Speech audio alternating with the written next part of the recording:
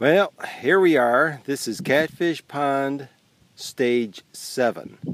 And basically, everything's done except filling it up. I haven't put the seed down.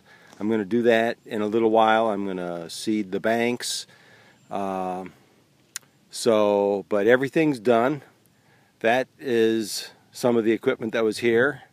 And basically, we're looking south here. And there's my house over there. That black bin right in the center of the picture is a plastic bin that holds the aerator manifold. Two lines come out of that. You can see the white PVC pipe, which is just going to protect those weighted air hoses from ice that in the wintertime, instead of the ice, can shift and cut the hoses so it won't do any damage to the PVC. So that's to protect the PVC from ice in the winter. One aerator is if you look at the end of that PVC pipe, I don't think you can see the black hose, but it's down, straight down and a little bit to the left as I'm looking at it, in about 2 feet of water. And the other one is just between that big rock and the pile of rocks right there. And you can possibly see one of the diffuser heads still out of the water. The water, believe it or not, is about 5 feet deep already. And the reason it's deep is because my neighbor over here decided to have his pond dug out, and to do that they had to drain it, and so all that water ran into my pond. So thank you very much, Todd, for partially filling up my pond, but unfortunately it was muddy water. That right there is the spillway. That is the same level as the culvert, which is over there to the left of that white bucket, but you can't see the culvert from here.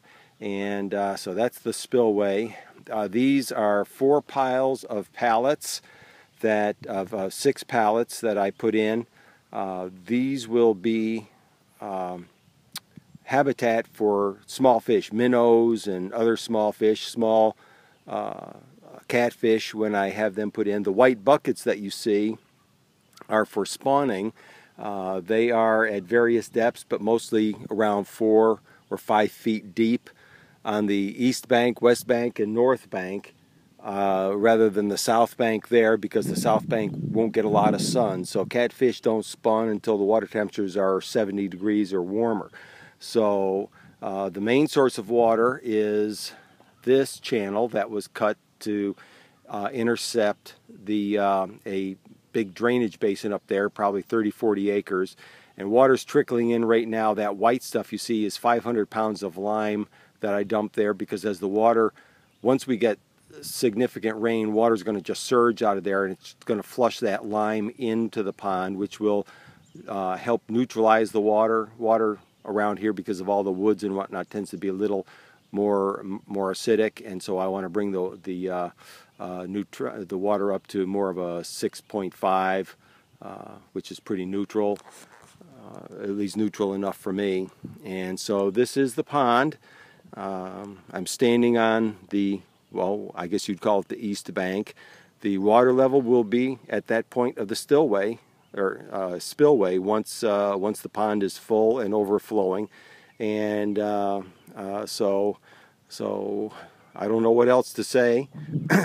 I will videotape this again once it is full, so everybody gets to see that. The water will clear up. It's a little murky right now, but that will clear up.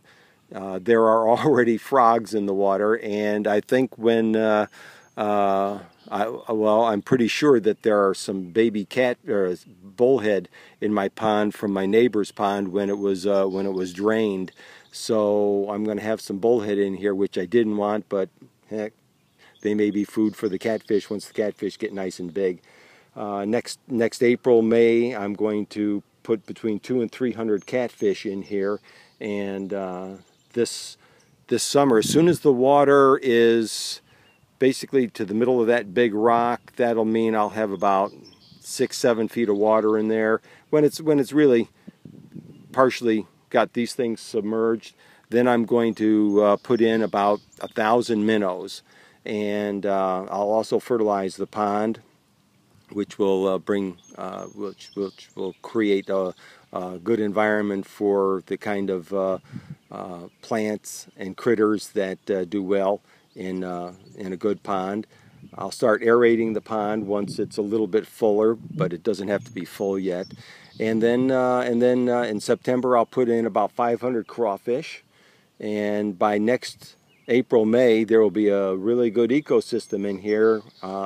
Plenty of food for the catfish when I have them put in. So Bob Perry did a fantastic job, and it's like an artist painting a masterpiece. He did a great job. So that's my story, and I am sticking to it.